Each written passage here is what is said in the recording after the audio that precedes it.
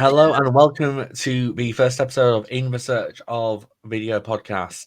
This is going to be a semi-regular series in the sense of it could be monthly, it could be weekly, it could be every quarter. It depends how often all our calendars can sync and who's available and who has something to complain about. The latter might not be an issue. Today I'm joined by Gerry White, Jono Alderson and Cindy Krum, and we're going to be just discussing a few topics in the search landscape at the moment, which are either completely loony, pointless, or just need somebody to talk straight. So to kick things off, let's start off in the legal world. And alternatively, we're not going to go straight into Google and the DOJ, but we're going to start looking at Twitter and the fact that Elon Musk wants to basically sue the friends and the kids who didn't come to his birthday party and spend the money. Cindy, I think you've got some opinions on this. So I have opinions just in general on Elon Musk because I am upset about that, but I think it's dead on arrival. It's not going to go anywhere. It's just a dumb temper tantrum that he's having in public, which is kind of normal. But I think that there needs to be a lawsuit on what he said before that, when I know you guys have had some strife in the UK recently, but Elon Musk said that something like a 3-word tweet, something like civil war is inevitable. In the US, and I think that is when you're in a position of power, especially, but also, and you own the platform, it's the equivalent of yelling fire in a crowded theater. And he's abusing his platform and abusing his position and celebrity to influence politics in an unfair way. And we need, he personally should be liable, but also we need laws everywhere that prevent celebrities and stuff like that from, inciting civil war. There was a really weird follow-up fight where Linda, the CEO, gave a speech that everyone is rightly saying looks like a hostage video. She does this thing straight to camera, and there's all these kind of really weird, very deliberate but very awkward hand gestures where she'll pause and she'll go, yes, or like just strangeness. But she's talking about the integrity of the town square and how important the open web and open discourse is, whilst exactly as you said, well, Elon is abusing it for all sorts of weird and chaotic reasons. Really incongruous. It just, messy. Well, we know that he abused it with Dogecoin and all of the Bitcoin bros, right? By inflating his own portfolio. And he can do that. And that's one of the massive problems that we have on the internet right now, is just some people have a disproportionate voice, and that's not town square-y, right? Like, but Cindy, would you mind as much if it was a sane voice, if it was the voice of reason, if it was somebody who you kind of went, they're kind of saying smart things? Like Obama, when he says intelligent things, sounds a lot better than when Trump says insane things. I mean, I'm not getting into American politics because our British politics is insane enough, but yeah. You get what I'm saying. Basically, I think sometimes we're kind of looking at these things and we're kind of going, free speech is great as long as we semi-agree with them.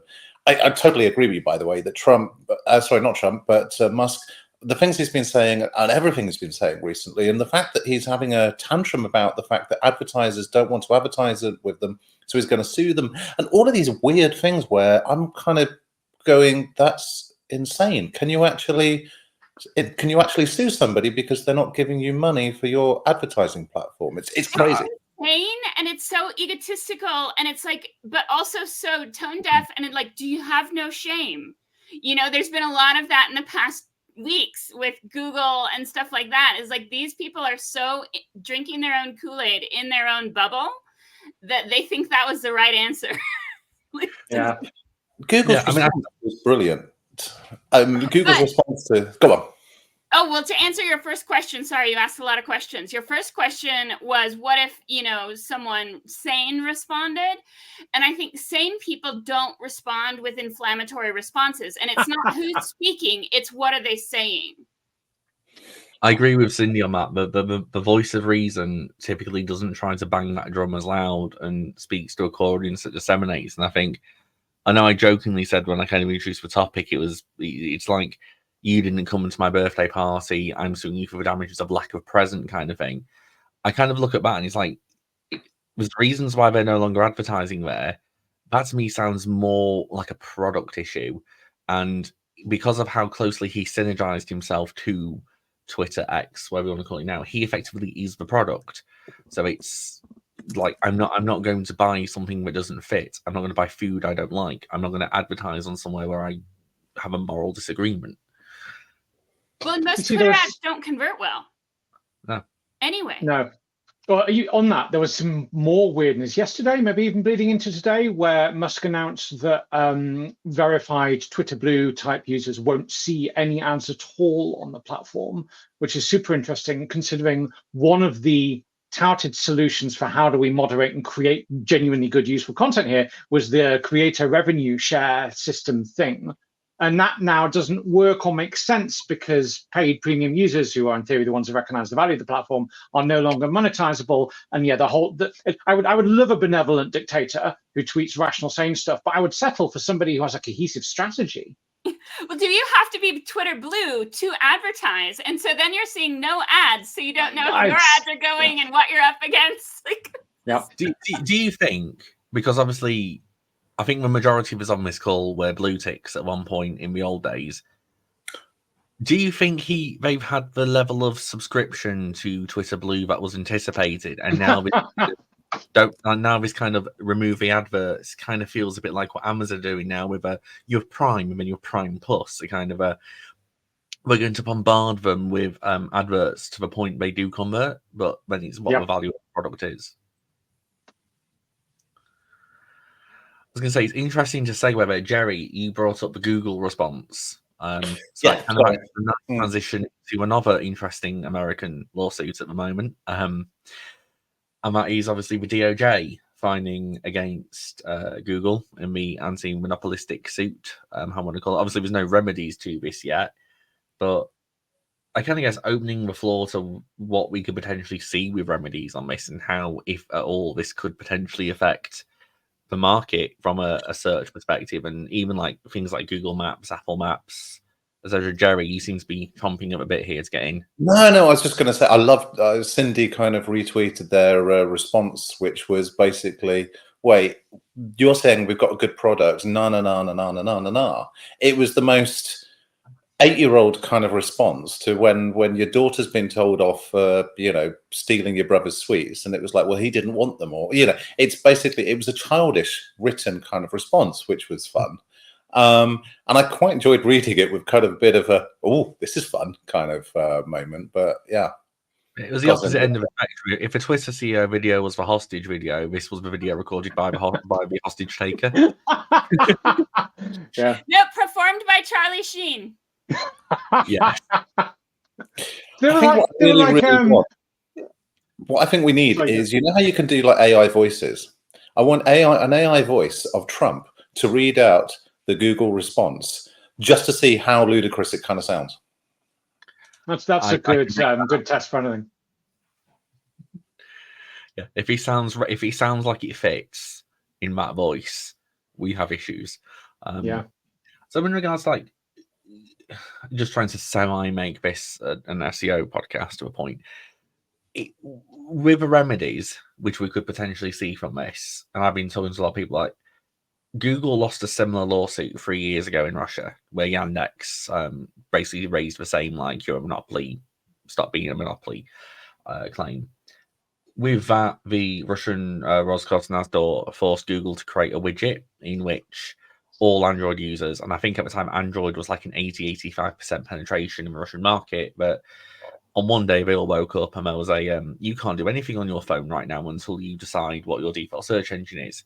And over the past couple of years, the market in terms of search engine share has shifted from about a 50-50 to about a 65-35 for Yandex. If theoretically they turn around and went, right, October 31st, why not go for Halloween? You will push this widget out, and all the Android users and all the Chrome users in the US will have to pick the search engine. Will there be a market shift? Like, obviously, that almost becomes like a search engine election day, and I can imagine Bing and DuckDuckGo and Brave will literally hammer every channel to try and get share. But will this actually do anything? No, I think everyone's tried Bing, right? Like, so, and the Apple response for no matter what happens, even if there's legal pressures, etc., we won't offer Bing as an option because we know it's objectively worse as a product. Like, this is the problem: is if you read all of the Google stuff with an eye for looking for misbehavior and malpractice, it's obviously there. But the flip side is, and what they say in their very, very Trumpian response, but authentically, they have the best product. Like the DOJ thing keeps citing this. It says this is great. This is solving users' problems, albeit with all this evil associated with it. But yeah, no, people aren't going to switch because there are no good alternatives. Well, the decision focused on practices that are definitely monopolistic, but that are not at the core of the issue. Google became the best search engine by doing more subtle monopolistic things.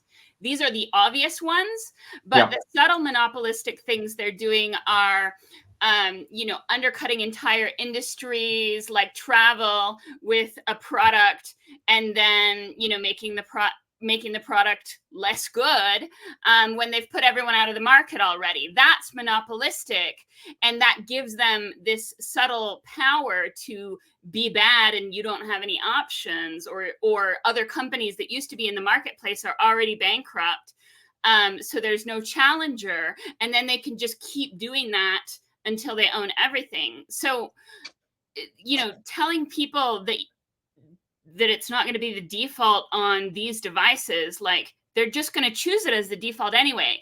But it got to that point because of these more subtle things that happened earlier in the game, or that happened along the way.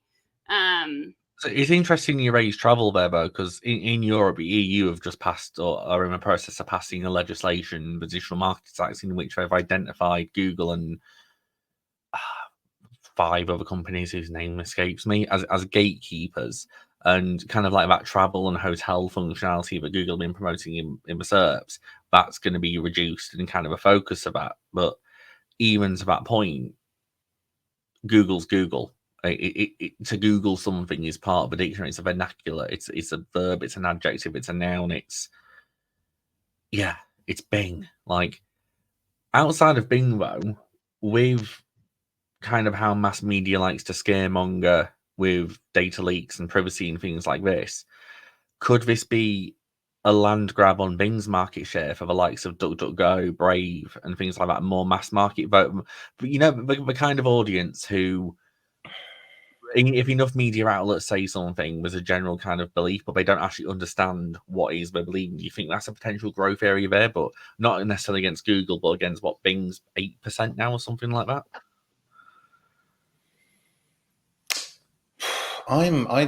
It's funny. I've tried DuckDuckGo a number of times, but do you know what I like is personalization. I like the fact that it kind of knows what I'm searching for when I put something slightly ambiguous. When I it knows who I am just enough that it gives me the right answers a lot better.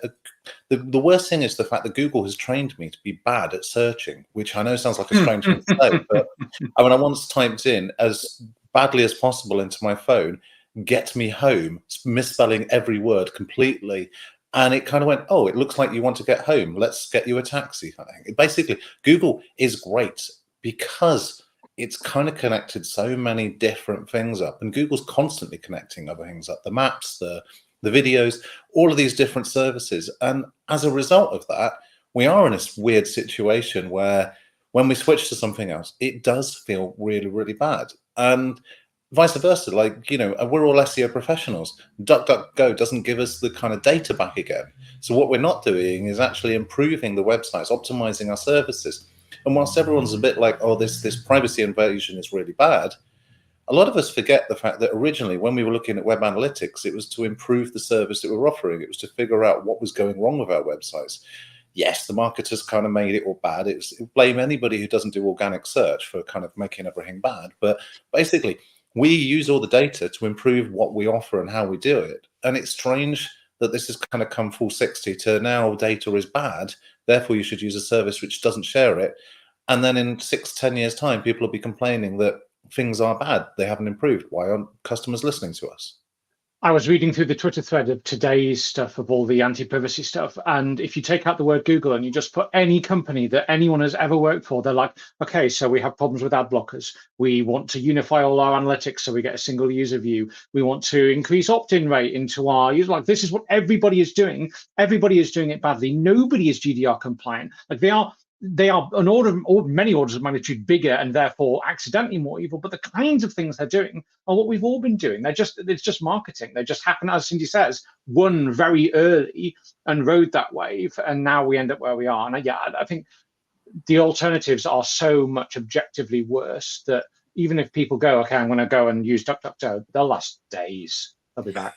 But the alternatives are objectively worse because of Google's nefarious decisions early on. And you bring up analytics, it's a perfect example. There used to be a lot of analytics platforms out there that were very good. And then Google Analytics came around and was free and was very good. And a lot of the other analytics platforms kind of went under, or that it was just too hard to compete with a free option that was so good. And then Google's like, right, I've got the entire market. Let's switch over to GA4 and not really support anyone or anything, because who's going to compete with it?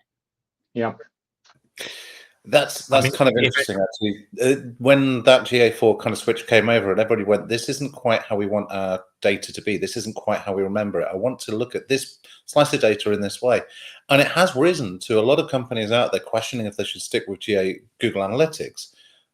But today, if I look through all of our customers, all of the clients of Mirador, all of the people of different companies, they're all using GA4 now, almost without fail. They don't necessarily know how to use it, but they're using it. But they have it set up. That's all that means. You can't even use it. Yeah. They've installed a pixel. They have not thought about their data strategy, or no, not at all. Yeah, but the So number they of like offers a service to sort that for you.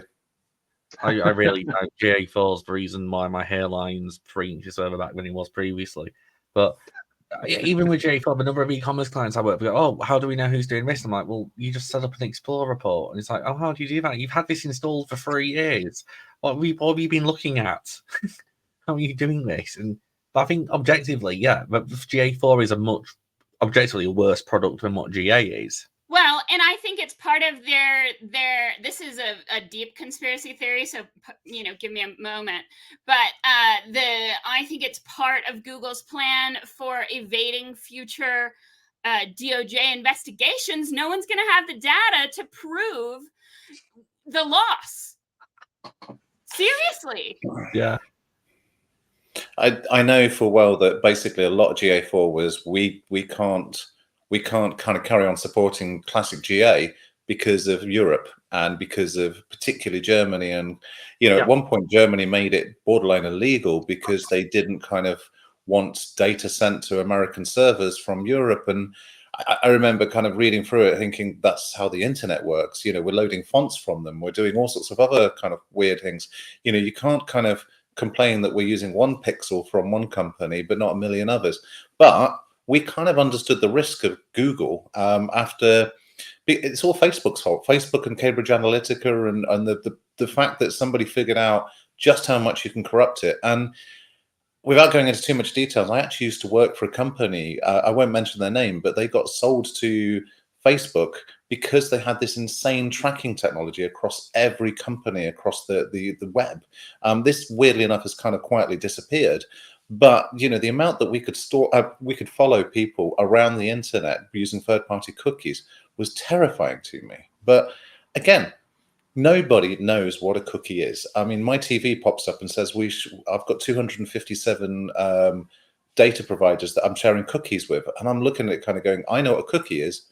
I'm actually fairly clueless about what it is on the TV, but I do know what a cookie actually is. But every other person has no idea what a cookie is. And if you get into a conversation in a pub about what a cookie is, they've got wild conspiracy answers. It's fantastic. This is to my point of like why I mentioned like Brave and DuckDuckGo, because no one really understands how the internet works. I'm mass marketing. No one really understands how the internet works. All you need is enough media providers to be coming out and saying this cookie sharing is bad.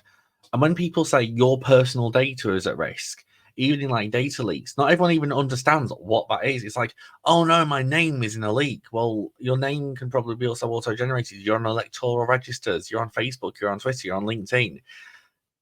At worst, you're gonna have to like just use 2FA, and then your life's kind of solved from there. So that's why, if these remedies do come against Google, all it needs is a couple of bandwagon media campaigns. You'll get that initial shift. You'll get the DuckDuckGo. Oh, we've got 3% of a market share. Like we've got 1,000% gain.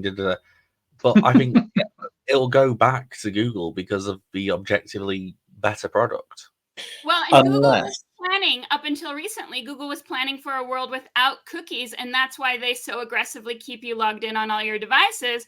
So they don't have to have third-party cookies. They have first-party cookies because you're in their browser or you're in their email application. Those are first-party cookies. It's also why they unified all of the Google CCTLDs a couple of years ago now, right? Wasn't it? It used to be Google.fr, Google.whatever. It's one ecosystem, one first-party cookie. Yeah. They don't need cookies, and they were planning for that. Now, the interesting thing is this reversal of that decision, because they justified a lot of the monopolistic things they did with, well, we're not going to have cookies, and now we're going to have cookies, and they did all those manipulative things to all the advertisers, like we need PMAX. You can only do PMAX. You can only make money if you're doing PMAX. Let us choose where your ads show and what keywords they show for, and we don't have to tell you, black box it all. It's interesting the cookie reverse because I was at the Search Live event in Zurich last October, November, and they had someone from some team come and talk about the cookie issue.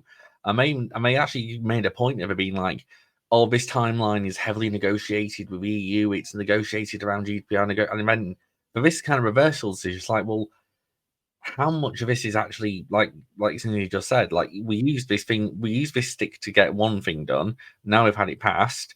We don't need this stick anymore. So it's just thrown away and we're just going to carry doing next. So interesting because it's so easy to spot misdeeds. But I've been talking with the team who have been working on the third-party cookie deprecation for a couple of years now, and they're doing good work to make the web a better place, fighting hard challenges to make advertising work better and be more privacy friendly. But the optics is so interesting, right? Because it just so happens that this happens alongside all of these other problems. But that team and that project in isolation, greater good, not an evil bone in their bodies, etc. But when you start putting all these things together, it does look a bit like an evil master plan.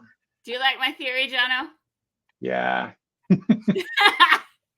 I mean, being honest, if you took Google out of this and you said Evil Core, this sounds like season 4 of Mr. Robot. Yeah. Like, it generally is just a more modern version of it. Why are people not seeing it more clearly? The one thing I would say is speaking to people from Google who I will completely remain nameless, but it seems like the internal chaos over the past 2 years has been like the team that's working on great things, really happily working on great things. Suddenly they kind of find that their objectives have changed massively. And, that classic thing that we're kind of going, why aren't you working on Google as a search product? And they're working on something, basically their objective is to do something completely different, and it's kind of and there's a lot of frustration internally at Google, and they've lost a lot of great people, and they've lost a lot of people who were pivotal to delivering what I would call a great product. Yeah, and it's kind of fun, and I'm kind of sitting back with my popcorn watching. Unfortunately, everybody I kind of know who was in that sort of situation seems to have left, so I don't sort of know the people who are complaining at the back now. Well, I remember reading an article that kind of did the SEO rounds 2-3 months ago, but then I think it got overclipped by Verge realizing they weren't going to hit the quarterly impressions on ads. So they cited the SEO community again and hit the quarter. I mean, that's my conspiracy theory on that because, I mean, I would. Oh, would you look at that? Throw some bait, catch a fish. But everyone kind of in those leadership roles now in search in Google, I read kind of has now come from that kind of ad background. It's come from the different thing. It's very much that different beast now. And I think it's just, we have to now accept that's where it's moving. And especially with like AI overviews and SGE not being good on launch and having to be phased back, it still seems like it's something being heavily pushed because of, Johnny just shared the article. How the train has just derailed in my head. Sorry. No worries. Someone take over. Cindy. All right, yeah. I always have something to say. So I wanted to throw this out there because it's about SEO specifically, not just the industry. But I have a theory about why results are so bad and why we're seeing so much Times of India and stuff like that, and it's not fixed yet, and it's taking so long to fix. Is Google threw too much AI at the problem, and now they can't unpick it. They're using AI and to make decisions about what should be weighted where. They're too heavily weighting on clicks, but they don't know where to pull it out of the algorithm, so they can't fix it. So the snake is already eating the tail. And Jono, I know you saw that talk I did with the ink dispersing into water. Like, once it's happened, you can't pull it back out. Yep. And you can't, unless you do a full reversion, like it's too black boxy to know how the decision got made and where to fix first. I think that's what we're in, and no one's saying that, and people are losing their mind going, why is this result so bad? And Google knows it's bad. They just don't know what, system to adjust to fix it. We had an interesting talk about this a while ago with there are huge numbers of people in India coming online for the first time with reliable infrastructure, mobile phones, 3G, 4G, etc. Like millions and millions of people who haven't previously had reliable individual access are now on the internet. And if you look, Google's hoovering up all these user signals. And if the hands-off black box that they designed hasn't anticipated shifting user behavior at a geopolitical level, oh yeah, how do you turn that back into soup and back into ingredients? Yeah, good luck. Yeah. And so Lily's comment, I said this to her, and her comment was like, do you think Google can't figure out where people are coming from? And I was like, no, I think Google can, but the algorithm hasn't been trained to look for that or to adjust for it in the way that it's making decisions about, some of these things. Like, it's just too black box at this point. Yep. And they cannot, there's no going back once you've gone to a black box. No, and this is that for years now, this has been their approach, right? It's like everything is no heuristics, no levers, no manual intervention, even though we know that may or may not be true. But they built the perfect black box, and now that it doesn't work, what do you do? No. I mean, moving on to the last topic. First of all, Cindy, how dare you talk about an SEO topic on an SEO podcast? That is not what we do here. But kind of segueing away from that then, and I know I did mention very, very before the start in the kind of a pre-call, I was going to mention Bing, GSE, SGE, EA, whatever. Yeah, no, like, let's be honest. But Bing HS2. Yeah.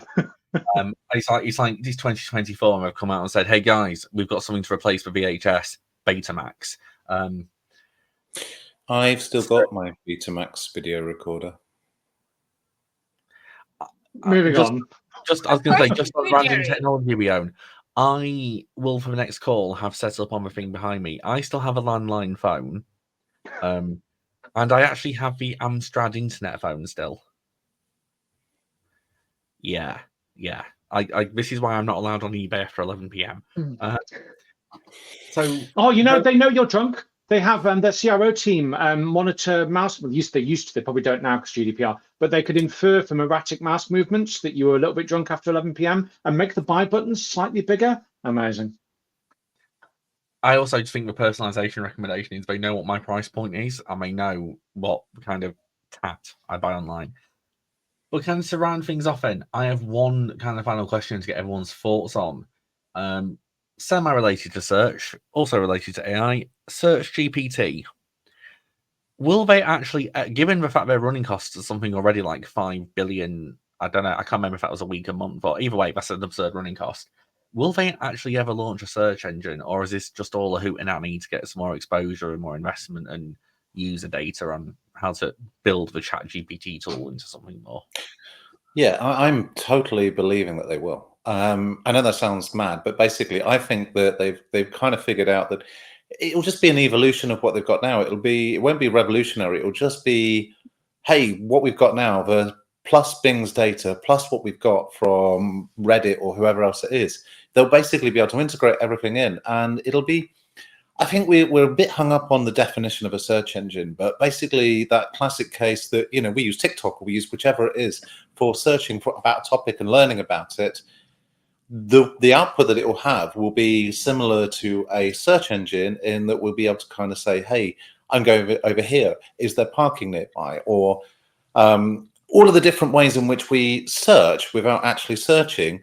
and the search GPT will kind of give us what we're looking for. And I actually fully support it. I will happily switch over to that from Google if it gives me the right answers. I do kind of understand the fact that as an SEO guy, the trade that we kind of have for giving content to Google is we get traffic back again. And suddenly we're in a situation where we're actually going to start to compromise that. I know, Johnny, you've got a different view, but if people aren't producing content for SEO purposes, they're not actually producing much content. So the entire internet's going to die. Wonderful. Less SEO content would be the best possible outcome of any of this. Yes, especially I 100% that Days of the Year website. Jono, any advance or anyone want to disagree with Gerry? Was this one of the first times people are agreeing with Gerry en masse?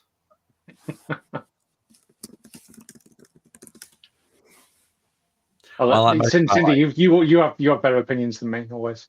All right, so here's my take. I was waiting for you because I've been steamrolling today, and I'm sorry. I wanted to give you go talk. No, you're the star. No, it's fine, Cindy. This is the Cindy episode. Now I'm blushing. It's too early. I'm waiting for this.